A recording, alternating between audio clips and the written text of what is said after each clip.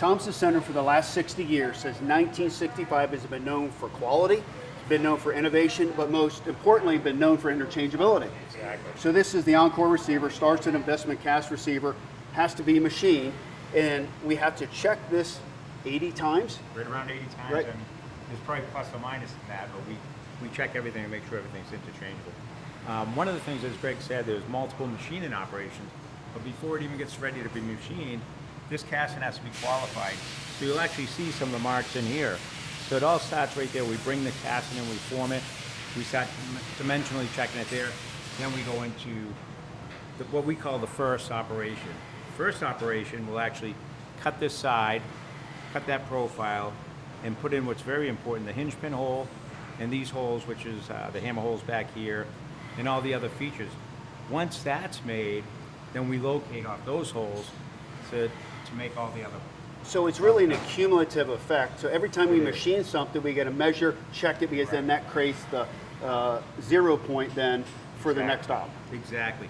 And once these datums are put into there, it's pretty critical that those are followed through to every operation, so we can make sure that they all marry up at the end of it, so it's interchangeable. We probably won't show you one final cut. One of the last cuts that puts in the bolt table. It's kind of one of the things that helps us make it interchangeable. Everyone's checked 100%, just to make sure that we know that when you put your barrel in your gun, it'll lock up properly. Right. So this is not one of these operations where you set it and forget it. It's something that individual operators take a lot of pride. They manufacture it, they machine it, they check it, they qualify it. So when the consumer gets it, we know that it remains interchangeable in the highest quality possible.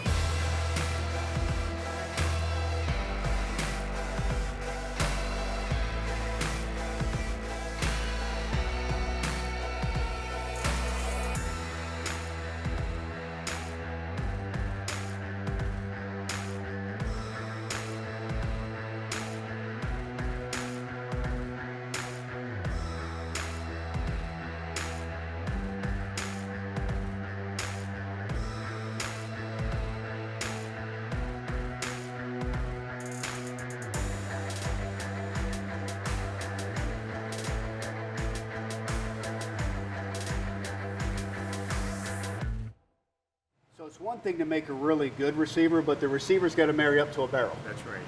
And there's a lot of work that has to go into the lug, the attachment lug to the barrel, and qualifying all of that. So we're going to head over to IDM right now and show you our new technology on how to make the best barrel that's going to interchange with these receivers.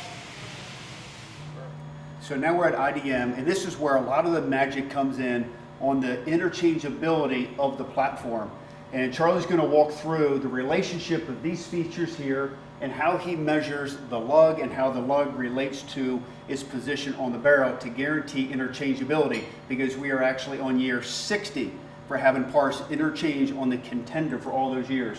And through technology, through better measurement tools, right, Charlie, over 60 years, machines, tools, and a gauging and all of that has gotten significantly better. Right. So here is a machined lug before it's welded. So this is ran off a CNC machine, and then it'll be heat treated, and then actually welded, then heat treated. Yep. And then it'll be machined in the welded mode on the barrel, which is ensure the lockup features, which is the location of the barrel, the hinge pin, and the lockup slot. So here we have a vision system here that we're going to basically have the part. It's going to tell us to put the part right here. No, we're going to turn it over. The part here. This is some of the modern equipment that we have ability for our people to measure this. Now it's going to basically take vision system, go take high resolution images of this, compare it to the theoretical perfect part, and give us a report in about another 20 seconds. So all the critical features, it's going to basically compare it to the print to make sure this part on all critical features is within tolerance of the entire print. And immediately notify the machinist of any deviations, any changes that he needs to make. So here we are right here, where we basically measured this part. This is the full report of it. It gives a deviation. We can check to see here that it's plus 1,008 on this dimension. This dimension is within 2 thousandths over here. And this feature, the pivot lug, and this are only roughed in and are final machined when it's chambered, ensure the interchangeability as a welded assembly. Those are done at the final machining. Yeah, right, right. So I mean, just having this vision system using today's technology creates the interchangeability, gives us a lot better part. But as Charlie said, a lot of magic also happens inside the machine, right? Because once this is welded onto the barrel, now we finish we feature work on the hinge pin hole and the bolt lockups, and then we use this hinge pin hole to reference the chamber as well. Right. So all these critical features, the chamber, hinge pin lug, lockup lug, are all done at the same time, centered on the center line of the barrel and the end of the barrel. So all those critical features are machined at the same time, ensuring the interchangeability is a result of the process, not one operation at a time. When it comes out of the machine, all the functionality is ensured to the process and the equipment, the modern equipment. So it's really the accumulation of all of these good parts in the process that make the final product work. How do you measure this part? How do you know that this part is perfect? Well, when it's chambered, we have a bunch of hard gauging that'll measure the chamber depth, the size and fit of this, the width and location of this. I mean, there's some hard gauging that also the lug position from the center line. So this will be clamped, and then there'll be a reference. This is a reference 0 here to there. So this is the master 0. This surface here should be within a set tolerance, shooting for, I think, plus or minus 1/1000. Yep. So that's off of this granite plate, reference from here to there.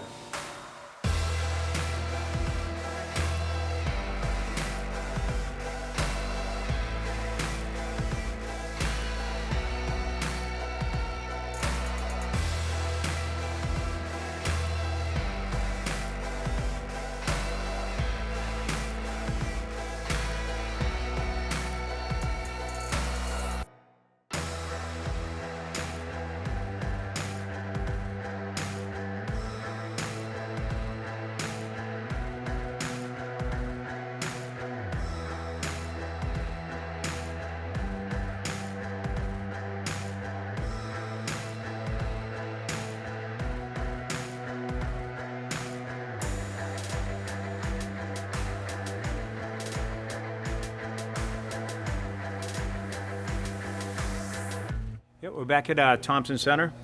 We were just over talking about how we machined all the receiver components and how they're interchangeable, and now we're here actually putting it together. This receiver has actually been built already, but I wanted to just show you real quickly about some of the gauges that we use to make sure that this is interchangeable with all other firearms that we made. In the ENCORE, many of you know probably that there's an interlock down inside.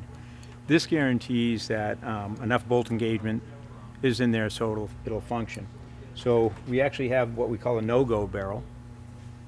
This one should lock into the frame,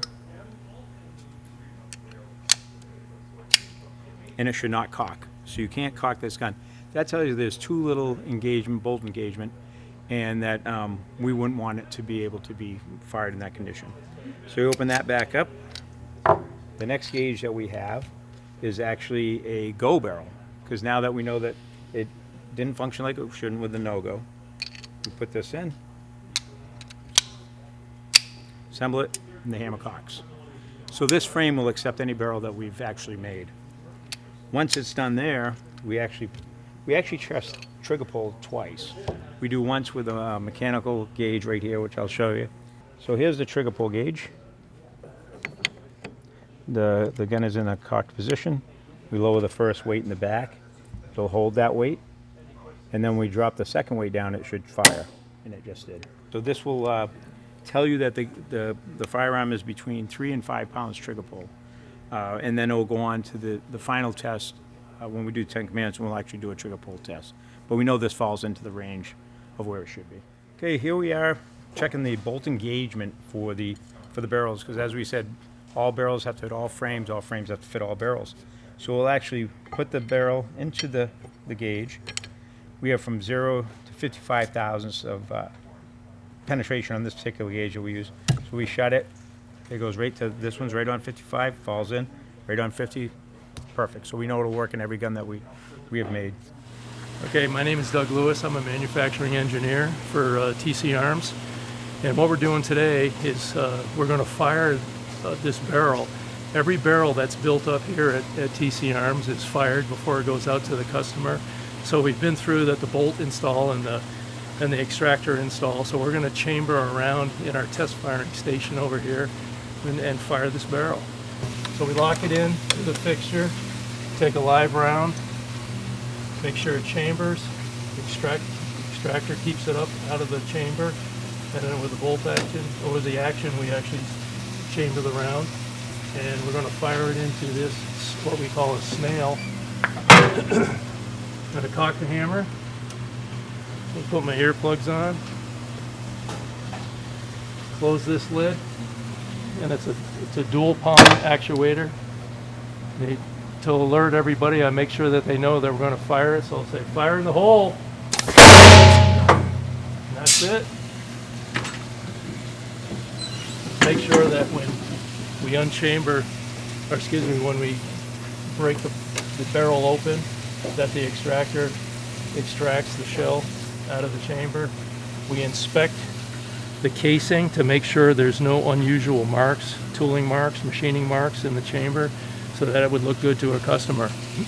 Now this barrel is ready to go back to the cell to be cleaned and gone over for any surface defects, or make sure that there's no blemishes, no marks or anything like that. Clean, wiped down, oiled, and packaged in the box, sleeved, and ready to ship to our customers.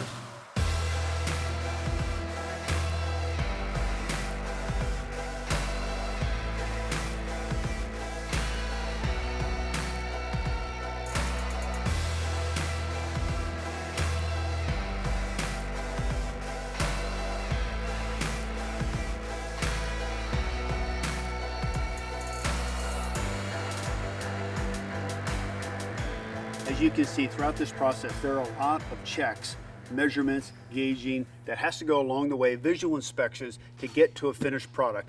And these gun builders, once they build the guns, they're checking along the way as well. So this gun is packaged, ready to go to the consumer. And for most gun companies, probably all gun companies, this box would then be put on a skid and hit the truck and off to the consumer. Not here at Thompson Center. We have what we call the 10 Commandments. So the 10 Commandments are broken into 3 areas. We have packaging inspection, gun function inspection, and then final inspection. So we're going to open the box up. So this is brand new, ready to go to the consumer, and we'll unpackage the gun, and we'll make sure that the serial number matches the label on the end. Make sure the description is correct. So therefore, when the dealer gets the gun, that what's in the box matches the label. So we'll go through here, we'll read the serial number. By the way, all the new serial numbers you can see end in R. So if you're ever wondering if you got a new receiver from Thompson Center, everything ends in R. It's the first time that has ever been marked that way. All right, so that's good. By the way, each one of these forms are dated. You have the serial number, you have the description put on these, so we track all of these forms as well. So we verify that, verify the box label, open the box to confirm all the contents are here. So we got the receiver, we got the fore-end, we got the manual package. Inside the manual package, these have already been QC'd as well, so you have your hammer lock, you have your stickers, you have your hinge pin, and then of course you have your Allen key for adjustment there. So that inspection is good. So now we're going to move on to the gun function testing. So trigger pull. These have already been tested on the line, but we test them with go, no-go gauges. So we'll cock the hammer here.